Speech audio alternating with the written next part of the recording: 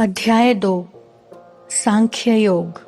इस अध्याय में अर्जुन अपने सम्मुख उत्पन्न हुई स्थिति का सामना करने में अपनी असमर्थता को पुनः प्रकट करते हैं और युद्ध करने के अपने कर्तव्य का पालन करने से मना कर देते हैं। तत्पश्चात वह औपचारिक रूप से श्री कृष्ण को अपना आध्यात्मिक गुरु बनाने और वर्तमान स्थिति का सामना करने के लिए उचित मार्गदर्शन प्रदान करने की प्रार्थना करते हैं। भगवान श्री कृष्ण उन्हें आत्मा जो शरीर के नष्ट होने पर भी नहीं मरती, उसके अमृतत्व की शिक्षा देकर दिव्य ज्ञान प्रदान करते हैं। आत्मा मृत्यु के बाद एक शरीर से दूसरे शरीर में उसी प्रकार प्रवेश करती है जिस प्रकार से मनुष्य पुराने वस्त्र त्याग कर नए वस्त्र धारण करता है। इसके पश्चात श्री कृष्ण सामाजिक दायित्वों के विषय की ओर भी आगे बढ़ते हैं। वे अर्जुन को स्मरण कराते हैं कि धर्म के अनुसार योद्धा के रूप में युद्ध लड़ना उसका कर्तव्य है।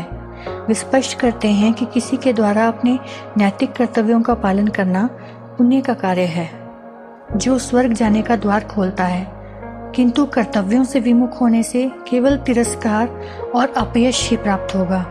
लौकिक स्तर पर अर्जुन को प्रेरित करने के पश्चात श्री कृष्ण गहनता के साथ कर्मयोग के ज्ञान पर प्रकाश डालते हैं।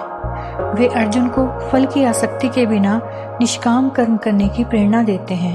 फल की कामना से रहित होकर कर्म करने को वो बुद्धि योग या बुद्धि का योग कहते हैं। बुद्धि का प्रयोग मन को कर्म फल की लालसा से रोकने के लिए करना चाहिए। इस भावना के साथ संपन्न किए गए कर्म बांधने से मुक्त करने वाले में परिवर्तित हो जाते हैं। अर्जुन स्थित प्रज्ञ मनुष्य के लक्षणों को जानना चाहते हैं। श्री कृष्ण उन्हें बताते हैं कि किस प्रकार से स्थित प्रज्ञ होकर मनुष्य आसक्ति, भय और क्रोध से मुक्त हो जाता है और सभी परिस्थितियों में उसकी इंद्रियां उसके वश में हो जाती हैं। उसका मन सदा के लिए भगवान की भक्ति में तल्लीन हो जाता है। इसके पश्चात वे स्पष्ट करते हैं कि किस प्रकार से मानसिक संताप, काम वासना और लोभ विकसित होते हैं और किस प्रकार से इनका उन्मूलन किया जा सकता है। यदि आपको यह वीडियो पसंद आई हो तो कृपया लाइक और शेयर करें और हाँ, चैनल को सब्सक्राइब करना ना भूलिएगा। धन्यवाद।